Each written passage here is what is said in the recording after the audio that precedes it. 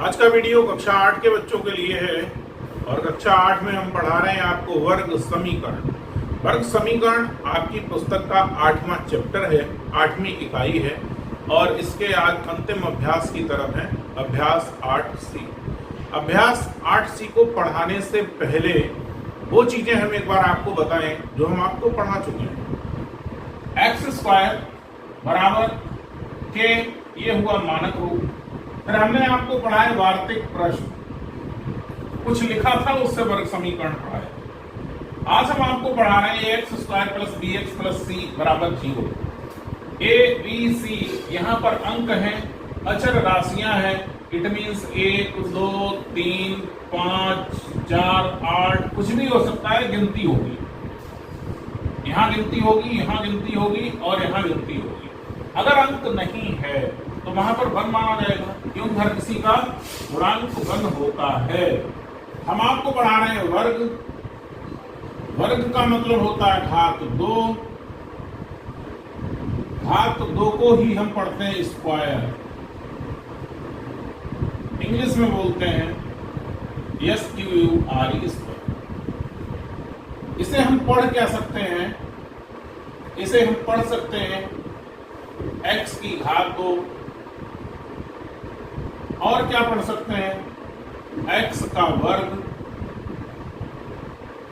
और क्या पढ़ सकते हैं x स्क्वायर। कहने का तात्पर्य यह है, ये जो लिखा है इन तीन में से कोई भी बात बोली जाएगी, x की घात 2, x का वर्ग, x स्क्वायर, इसका सभी का सेंस सिर्फ ये है कि जो लिखा हुआ है वो लिखा हुआ है x। अभ्यास 8C कहने का मतलब एक्सरसाइज 8C, किताब के पृष्ठ संख्या 226 पर। और शुरुआत हो रही है आज पहले प्रश्न से नहीं, तीसरे प्रश्न से। शुरुआत तीसरे प्रश्न से हो रही है, पहले से नहीं हो रही है। कुछ कारण है, बताऊंगा। क्योंकि सवाल नंबर 3 और सवाल नंबर 2 ये थोड़े हटके हैं। उसके बाद जो लगेंगे वो एक पैटर्न पे लगेंगे। उनके सबके लिए एक चीज समझानी है, इन दोनों के लिए थोड़ा हट के समझाना है। सवाल लिखा है x ब्रैकेट के अंदर x - 4 बराबर 0। यदि x बराबर 0 या x - 4 बराबर 0 तो x बराबर 4। इतनी बात आपको समझाना है, आंसर समझे अब आप। x - 4 बराबर 0 यानी x के दो मान हैं, एक तो इसके साथ है, दूसरा इसके साथ है। बीच में जहां से गुणा का निशान होता है वहीं से सवाल को अलग अलग करके मान निकलते हैं। तो भाई या तो x के साथ कुछ लिखा है नहीं तो सीधे सीधे x का मान 0, एक तो x का मान 0 होगा। दूसरा, यदि x - 4 बराबर 0 है तो इस 4 को जब बराबर के इधर ले जाएंगे तो प्लस का हो जाएगा, आ जाएगा x बराबर 4। यही दो आंसर हैं। ये सवाल सबसे हटके था, सबसे पहले लगता है। दूसरा सवाल, 2x - 3 x + 4। या तो इस ब्रैकेट के बराबर x का मान है, दो मान हो गए x के, एक मान इस ब्रैकेट से और एक मान इस ब्रैकेट से। कैसे निकलेंगे? यदि 2x - 3 बराबर 0, एक तो मान इस ब्रैकेट से निकलना है ना, हो सकता है कि किसी के बराबर 0 हो, तो उस समय 2x बराबर होगा क्या? 3 इधर जाएगा तो प्लस का हो जाएगा। x बराबर क्या होगा? 3/2। 3/2 को ऐसे भी लिख सकते हैं, 2 से भाग करेंगे, 2 एकम 2, 1 शेष बचेगा। जो बाद पड़ेगा वो यहाँ लिखा जाएगा, शेष बचेगा वो ऊपर अंश की जगह लिखा जाएगा और हर जितना था उतना ही लिखा जाएगा। एक तो x का मान हो गया ये, एक सही 1/, ये पहली कंडीशन। यदि दूसरी ब्रैकेट से है, यदि x + 2 बराबर 0, ठीक, इसका भी तो एक मान इससे निकलेगा तो x बराबर हो जाएगा, 2 के आगे प्लस का निशान है, बराबर के इधर जाएगा तो -2। दूसरा आंसर ए। वर्ग समीकरण में चर राशि की घात होती है 2। घात 2 होगी तो मान 2 होंगे, इसीलिए इसे वर्ग समीकरण कहते हैं। अभ्यास 8C का पहला सवाल अब आपके सामने लिखा है और इस सवाल को आप देखें और जिस रूप में मैंने इस अभ्यास को पढ़ने के लिए बताया था, ax² plus bx plus c, क्या उसी रूप में है या नहीं है। देखें, ax², a की जगह कितना लिखा है 3, यही तो मैंने बताया था कि जहां a b c लिखा है वहां गिनती लिखी होगी। bx, b की जगह कितना लिखा है 10, प्लस c, c की जगह कितना लिखा है 8। एक बार इस सवाल को बहुत अच्छी तरीके से समझें। अभी चूंकि इसमें माइनस का चिन्ह नहीं है इसलिए माइनस वाली बात नहीं बताऊंगा, साथ में प्लस वाली जरूर बता दूंगा जब इसे लगाऊंगा तब। तो बहुत मन से समझें पहले ही सवाल। ax² plus bx plus c बराबर 0। अगर हम इससे इसकी तुलना करें तो a बराबर कितना आएगा 3, b बराबर कितना आएगा 10, c बराबर कितना आएगा 8। c की जगह 8 लिखा है, b की जगह 10 लिखा है, a की जगह 3 लिखा है। ठीक, इसमें होता क्या है, a c का मान निकालते हैं। a की जगह क्या लिखा है प्लस 3, c की जगह कितना लिखा है प्लस 8, प्लस प्लस की गुणा प्लस 3 8 24 बराबर 24। जैसे हम 3 को प्लस 3 लिखते हैं, 8 को प्लस 8 लिखते हैं, वैसे ही 24 को प्लस 24 लिखा। इसलिए लिखा क्योंकि ये यहाँ या यहाँ कहीं भी माइनस होगा तो यहाँ माइनस आएगा। जब AC का गुणनफल ऐसा हो धनात्मक पॉजिटिव, तब क्या करना होगा, तब हमें ये करना होगा कि जो इनका गुणनफल आएगा 24 के गुणनखंड करने हैं और ऐसे गुणनखंड करने हैं जिनका योग धनात्मक होगा। तो हम योग करेंगे इसका गुणन, समझे, एक ही बार समझ ले, जिंदगी भर का कलेश खत्म। गुणनखंड का योग करेंगे, किसके गुणनखंड करेंगे AC के। AC के गुणनखंड करने के बाद उनका योग कब करना है, जब इन दोनों की गुणा धनात्मक हो। ठीक, अब योग करके लाना कितना है, योग की जगह मान रखना है b का। b बराबर कितना था 10। 24 के हम ऐसे गुणनखंड कर दें जिनका योग आ जाए 10 और गुणनफल हो 24। बताइए भाई, 6 चौक 24, 6 और 4 की गुणा कितनी होगी 24। 6 और 4 जोड़ेंगे तो कितना होगा 10। करना कुछ नहीं है। 10 के लिए जो b की जगह 10 लिखा है, इस 10 को हम इन दो हिस्सों में लिखेंगे, 4 6 प्लस 4 करके। जब हम गिनती पढ़ते हैं तो 1 2 3 4 5 6 बाद में आता, 4 पहले आता है। आपका मन ये कहेगा कि 4 गुणा 6 बराबर 24 लिखना चाहिए, क्योंकि 4 पहले आता है 6 बाद में आता। इनमें से कोई ऐसा नियम कानून नहीं लागू होगा। हम पहली संख्या देखेंगे a, यहां से यदि हम पहले 6 लिखेंगे तो कॉमन लेंगे, उस समय 3 से बड़ी आसानी से कॉमन निकल जाएगा। 4 लेंगे तो कॉमन निकलेगा, लेकिन थोड़ा सा ब्रैकेट समान आएंगी, जो हमें इजी वे में यहां से जो ज्यादा से ज्यादा कॉमन मिलता है हम वही लिखते हैं। अब सवाल होगा क्या, सवाल यहां से स्टार्ट होगा। ये आपको समझाने वाला मसाला था, इतना जो करना है हमेशा, हर बार बताऊंगा, लेकिन सवाल यहां से लगेगा।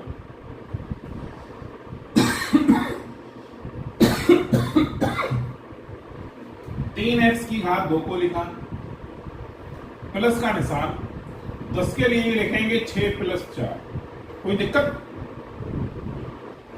प्लस 8 बराबर 0। 10 है ये लिखा हुआ, 6 और 4 जोड़ेंगे 10 हो जाएगा। 4 से इसकी गुणा करेंगे, x से 6 की गुणा 6x, 4 से गुणा करेंगे 4x प्लस 8 बराबर 0। कोई जादू नहीं कर दिया है हमने, 10x को ऐसे लिख दिया है 6x प्लस 4x, दोनों को जोड़ेंगे तो फिर 10x ही हो जाएगा और कुछ किया नहीं। लेकिन बात यह है कि 10 को 6 प्लस 4 ही क्यों किया, क्योंकि इसके गुणनखंड 24 के अकॉर्डिंग करने हैं मुझे। 24 कहां से मिला, जब a और c की गुणा की। इन दो ब्रैकेट से और इन दो ब्रैकेट से जो ज्यादा से ज्यादा कॉमन मिलेगा वो कॉमन निकालेंगे। यहां से 3 और x कॉमन निकाल लेंगे तो यहां बचेगा कितना, x और 3 दूना 6। यहां दोनों से 2 कॉमन निकालेंगे, 4 कॉमन निकालेंगे, यहां क्या बचेगा, x प्लस 4 दूना 8। दोनों जगह से x प्लस 2 कॉमन है। अब आप देखें यहां भी x प्लस 2 है, यहां भी x प्लस 2 है। दोनों जगह से x प्लस 2 जब कॉमन निकाल लेंगे तो बचेगा क्या, एक ब्रैकेट में बचेगा 3x, निशान इसके बाद प्लस का है और क्या है 4 बराबर। जो आपका सवाल नंबर 2 था वो कुछ इसी तरीके से लिखा हुआ है, ये तो आपका हो गया हल। अब वही बात, मान यदि आपको निकालना है x का, तब यदि x प्लस 2 बराबर 3 तो x बराबर माइनस,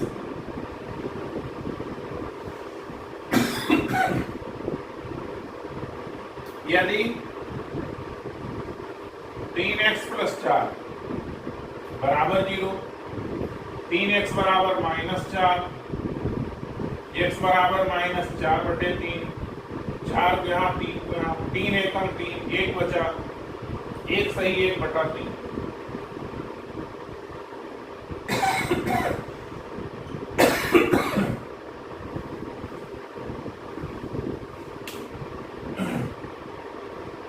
ये समीकरण को हल करा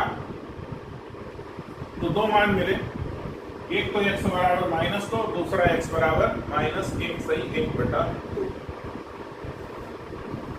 नंबर 1 के बाद सवाल नंबर 4, जो कि 2 और 3 लगवा चुका हूं।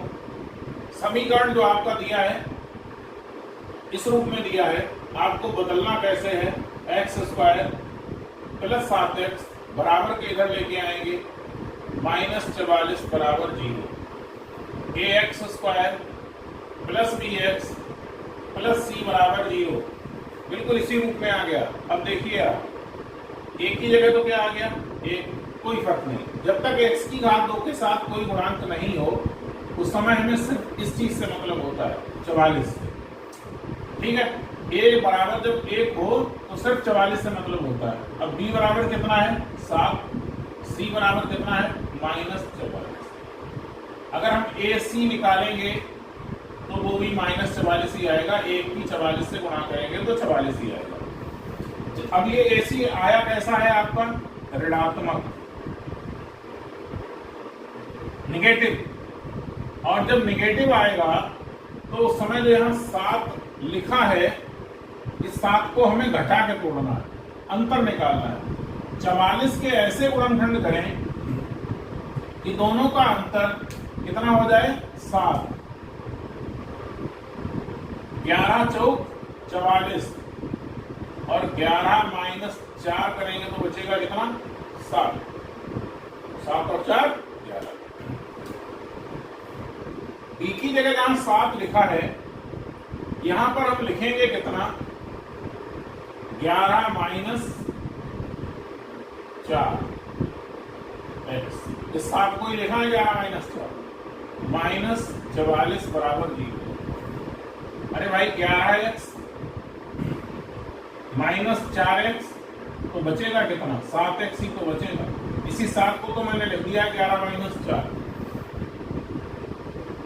x की घात 2, इससे इसकी गुणा करेंगे 11x, 4 से गुणा करेंगे 4x -44 = 0। दो ब्रैकेट लेंगे, जो कॉमन मिलेगा उसे कॉमन निकालेंगे, x कॉमन निकाला, x प्लस 11 यहां से तो बाहर निकल गया, -4 कॉमन निकालेंगे, x माइनस प्लस हो जाएगा, माइनस के साथ कॉमन निकला है, दोनों जगह से x प्लस 11 कॉमन निकलेगा, x -4 बराबर 3। ये गुणनखंड तो इसके हो गए। लेकिन आपको निकालना है x का मान। पहली ब्रैकेट लेंगे, यदि x + 11 बराबर 0 तो x बराबर -11, ये x का पहला मान। यदि दूसरी ब्रैकेट लेंगे, x - 4 बराबर 0 तो x बराबर +4, ये दूसरा x का मान। वर्ग समीकरण था, इसलिए ये दो मान निकल के आए। इसके ऊपर आप लिख दीजिए रफ कार्य, ठीक है। प्रश्न के सामने रफ कार्य आप लिख देंगे। यहां से दो फायदे होंगे। पहला तो आपको यहां से ये सब चीज क्लियर हो जाएगी। दूसरी जो कॉपी चेक करेगा वो ये जानेगा कि आप इसको लगाने की गहराई जानते हैं, सवाल भी गलत नहीं होगा और ये भी पता लगेगा आपने दिमाग लगा के ये सवाल लगाया। पांचवा प्रश्न है 3x की घात 2 + 10x - 8 बराबर 0। a की जगह क्या लिखा है? 3 लिखा है और b की जगह कितना लिखा है? -8। जब a गुणा c करेंगे तो 3 × -8 माइनस के साथ 8 × 3 = 24। ये मान कैसा आया है? ऋणात्मक। जब मान ऋणात्मक आया है तो जो b का मान है उसे घटा के लिखना पड़ेगा। b की जगह लिखा कितना है?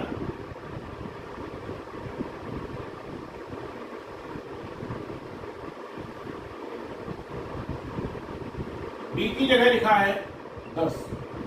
24 के ऐसे गुणनखंड करने हैं, 24 के ऐसे दो टुकड़े करने हैं जिनका अंतर कितना आ जाए? 10 आ जाए। है क्या बात संभव? 12 × 2 24 और 12 - 2 बराबर 10। यानी इस 10 को हम लिखेंगे कैसे? 12 - 2। इस b का मान जिन टुकड़ों में लिखते हैं,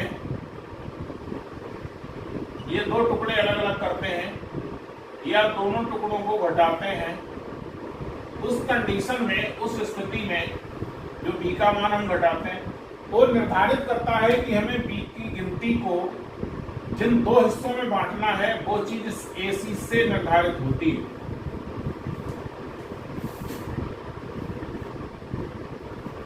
अरे भाई b की जगह 10 है, इसे हम 5 + 5 भी तो लिख सकते थे। 5 × 5 = 25 होगा, बात नहीं बनेगी। आपको कॉमन नहीं मिल पाएगा, इसलिए ऐसा करते हैं सी के अकॉर्डिंग। प्रश्न शुरू करते हैं। 3x की घात 2, चूंकि AC का मान नेगेटिव है इसलिए 10 को लिखेंगे 12 - 2x - 8 बराबर 0।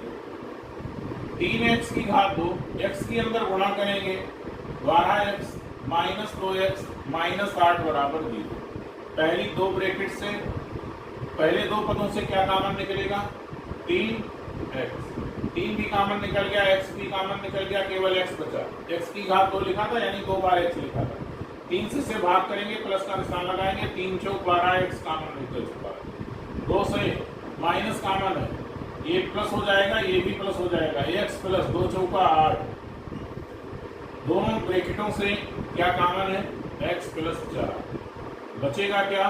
3x माइनस के साथ 2 बराबर 0। ये तो इसके हो गए गुणनखंड।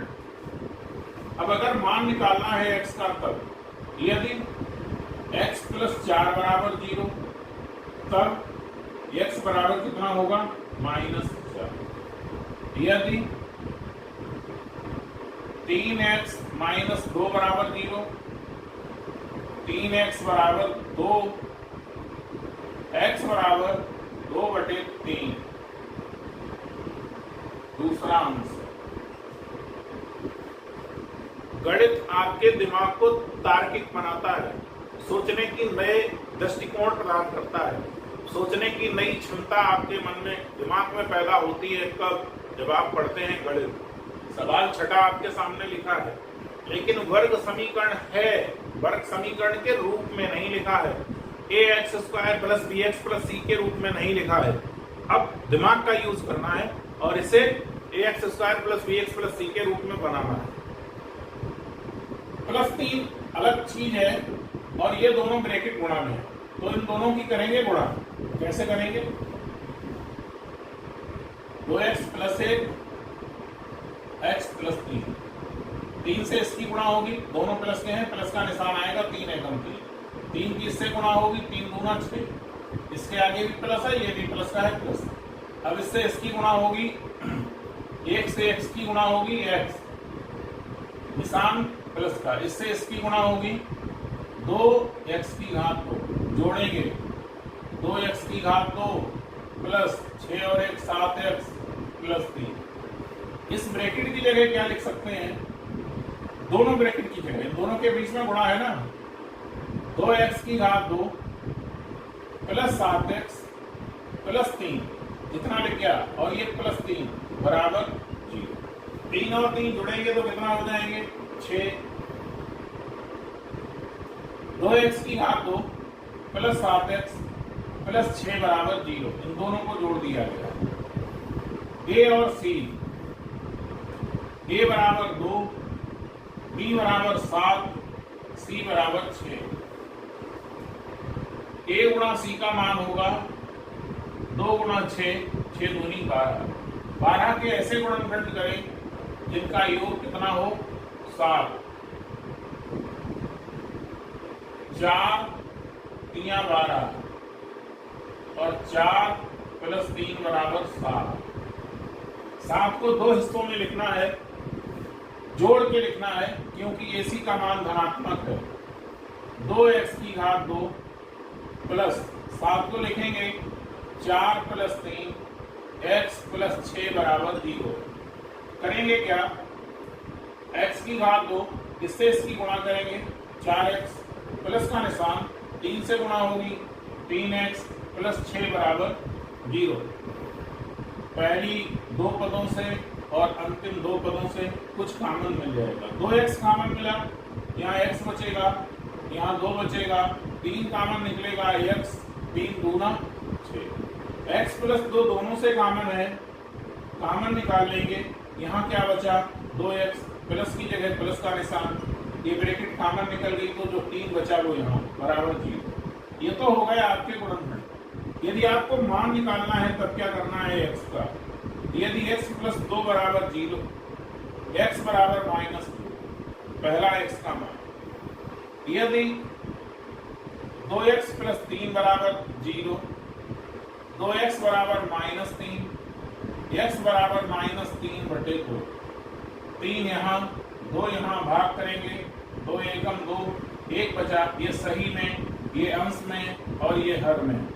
x बराबर -1 सही 1 बटा 2, दूसरा मान x। कहाँ पे b के मान को जोड़कर लिखना है, कहाँ पर b के मान को घटाकर लिखना है, घटाकर लिखना है तो कैसे लिखना है, और जोड़कर लिखना है तो कितना जोड़कर लिखना है, ये बात a और c का गुणा, a और c का गुणनफल ये बात तय करता है कि b का मान जोड़ के लिखना है और कैसे लिखना है। घटा के लिखना है तो किन किन पदों में घटा के लिखना है, किन किन संख्याओं के साथ घटा के लिखना है। उम्मीद है आज का पढ़ाया हुआ वर्ग समीकरण आपके समझ में आया होगा, पढ़ाने का तरीका अच्छा लगता हो। लगातार हमारे साथ पढ़ते रहिए NCERT मैथमेटिक्स गुरु पर, और वीडियो शेयर करते रहिए। यदि आप देखते हैं तो शेयर करें, सोशल मीडिया पर शेयर करें, ज़्यादा से ज़्यादा लोगों तक पहुँचे ताकि लोग पढ़ सकें, लाभ उठा सकें। Thank you. अल्लाह।